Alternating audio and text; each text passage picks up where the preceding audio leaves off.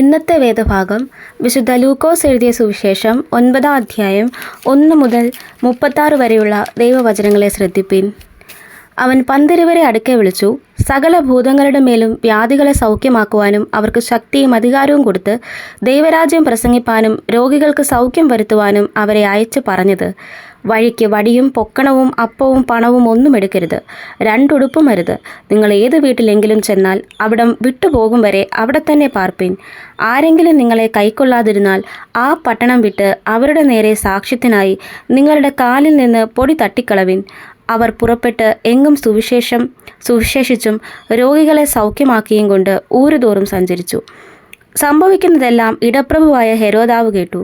യോഹന്നാൻ മരിച്ചവരിൽ നിന്ന് ഉയർത്തെഴുന്നേറ്റു എന്ന് ചിലരും, ഏലിയാവ് പ്രത്യക്ഷനായി എന്ന് ചിലരും, പുരാതന പ്രവാചകന്മാരിൽ ഒരുത്തൻ ഉയർത്തെഴുന്നേറ്റു എന്ന് മറ്റു ചിലരും പറകൊണ്ട് ഹെരോദാവ് ചഞ്ചലിച്ചു. യോഹന്നാനെ ഞാൻ ശിരച്ഛേദം ചെയ്തു, എന്നാൽ ഞാൻ ഇങ്ങനെയുള്ളത് കേൾക്കുന്ന ഇവൻ ആരെന്ന് പറഞ്ഞ് അവനെ കാണുവാൻ ശ്രമിച്ചു. അപ്പോസ്തലന്മാർ മടങ്ങി വന്നിട്ട് തങ്ങൾ ചെയ്തതൊക്കെയും അവനോടറിയിച്ചു. അവൻ അവരെ കൂട്ടിക്കൊണ്ട് ബെത്സയിദ എന്ന പട്ടണത്തിലേക്ക് തനിച്ചു വാങ്ങിപ്പോയി. അത് പുരുഷാരമറിഞ്ഞ് അവനെ പിന്തുടർന്നു.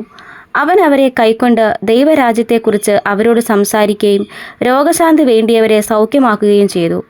പകൽ കഴിവാറായപ്പോൾ 12 അടുത്തു വന്ന് അവനോട്, ഇവിടെ നാം മരുഭൂമിയിലായിരിക്കൊണ്ട് പുരുഷാരം ചുറ്റുമുള്ള ഊരുകളിലും കുടികളിലും പോയി രാത്രി പാർപ്പാനും ആഹാരം വാങ്ങുവാനും വേണ്ടി അവരെ പറഞ്ഞയക്കണമെന്ന് പറഞ്ഞു.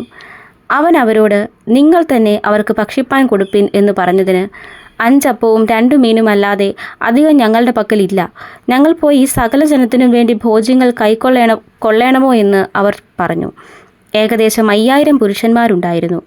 പിന്നെ അവൻ തൻ്റെ ശിഷ്യന്മാരോട്, അവരെ 50 വീതം പന്തിയായി ഇരുത്തുവിൻ എന്ന് പറഞ്ഞു. അവർ അങ്ങനെ ചെയ്ത് എല്ലാവരെയും ഇരുത്തി. അവൻ ആ 5 അപ്പവും 2 മീനും എടുത്തുകൊണ്ട് സ്വർഗത്തേക്ക് നോക്കി അവയെ അനുഗ്രഹിച്ച് നുറുക്കി പുരുഷാരത്തിന് വിളമ്പുവാൻ ശിഷ്യന്മാരുടെ കയ്യിൽ കൊടുത്തു. എല്ലാവരും തിന്ന് തൃപ്തരായി. ശേഷിച്ച കഷണം 12 കുട്ട എടുത്തു. അവൻ തനിച്ച് പ്രാർത്ഥിച്ചുകൊണ്ടിരിക്കുമ്പോൾ ശിഷ്യന്മാർ കൂടെ ഉണ്ടായിരുന്നു. അവൻ അവരോട്, പുരുഷാരം എന്നെ ആരെന്ന് പറയുന്നു എന്ന് ചോദിച്ചു. യോഹന്നാൻ സ്നാപകനെന്നും ചിലർ ഏലിയാവെന്നും മറ്റു ചിലർ പുരാതന പ്രവാചകന്മാരിൽ ഒരുത്തൻ ഉയർത്തെഴുന്നേറ്റു എന്നും പറയുന്നുവെന്ന് അവർ ഉത്തരം പറഞ്ഞു. അവൻ അവരോട്, എന്നാൽ നിങ്ങൾ എന്നെ ആരെന്ന് പറയുന്നു എന്ന് ചോദിച്ചതിന്, ദൈവത്തിൻ്റെ ക്രിസ്തു എന്ന് പത്രോസ് ഉത്തരം പറഞ്ഞു. ഇതാരോടും പറയരുതെന്ന് അവൻ അവരോട് അമർച്ചയായിട്ട് കൽപ്പിച്ചു. മനുഷ്യപുത്രൻ പലതും സഹിക്കുകയും മൂപ്പന്മാർ, മഹാപുരോഹിതന്മാർ, ശാസ്ത്രികൾ എന്നിവർ അവനെ തള്ളിക്കളഞ്ഞ് കൊല്ലുകയും അവൻ 3-ാം നാൾ ഉയർത്തെഴുന്നേൽക്കുകയും വേണമെന്ന് പറഞ്ഞു.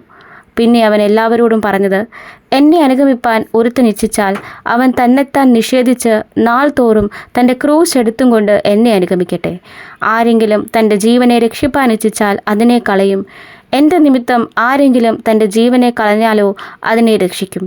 ഒരു മനുഷ്യൻ സർവ്വലോകവും നേടിയിട്ട് തന്നെത്താൻ നഷ്ടമാക്കി കളയുകയോ ഛേദം വരുത്തുകയോ ചെയ്താൽ അവൻ എന്ത് പ്രയോജനം?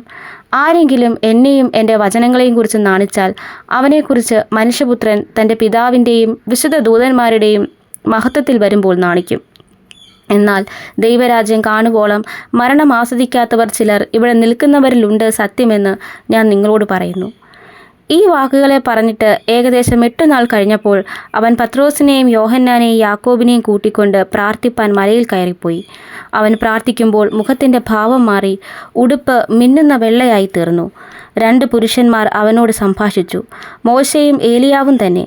അവർ തേജസ്സിൽ പ്രത്യക്ഷരായി അവൻ യെരൂശലേമിൽ പ്രാപിപ്പാനുള്ള നിര്യാണത്തെക്കുറിച്ച് സംസാരിച്ചു. പത്രോസും കൂടെയുള്ളവരും ഉറക്കത്താൽ ഭാരപ്പെട്ടിരുന്നു. ഉണർന്ന ശേഷം അവൻ്റെ തേജസ്സിനെയും അവനോടുകൂടെ നിൽക്കുന്ന 2 പുരുഷന്മാരെയും കണ്ടു. അവർ അവനെ വിട്ടുപിരിയുമ്പോൾ പത്രോസ് യേശുവിനോട്, ഗുരു, നാം ഇവിടെ ഇരിക്കുന്നത് നല്ലത്. ഞങ്ങൾ 3 കുടിലുണ്ടാക്കട്ടെ, ഒന്ന് നിനക്കും, ഒന്ന് മോശയ്ക്കും, ഒന്ന് ഏലിയാവിനുമെന്ന് താൻ പറയുന്നത് ഇന്നതെന്നറിയാതെ പറഞ്ഞു. ഇത് പറയുമ്പോൾ ഒരു മേഘം വന്ന് അവരുടെ മേൽ നിഴലിട്ടു. അവർ മേഘത്തിലായപ്പോൾ പേടിച്ചു. മേഘത്തിൽ നിന്ന്, ഇവൻ എൻ്റെ പ്രിയപുത്രൻ, ഇവനെ ചെവി കൊടുപ്പിൻ എന്നൊരു ശബ്ദമുണ്ടായി. ശബ്ദമുണ്ടായ നേരത്ത് യേശുവിനെ തനിയെ കണ്ടു. അവർ കണ്ടതൊന്നും ആ നാളുകളിൽ ആരോടും അറിയിക്കാതെ മൗനമായിരുന്നു. ഈ വചനങ്ങളാൽ ദൈവം നമ്മെ ഏവരെയും അനുഗ്രഹിക്കുമാറാകട്ടെ.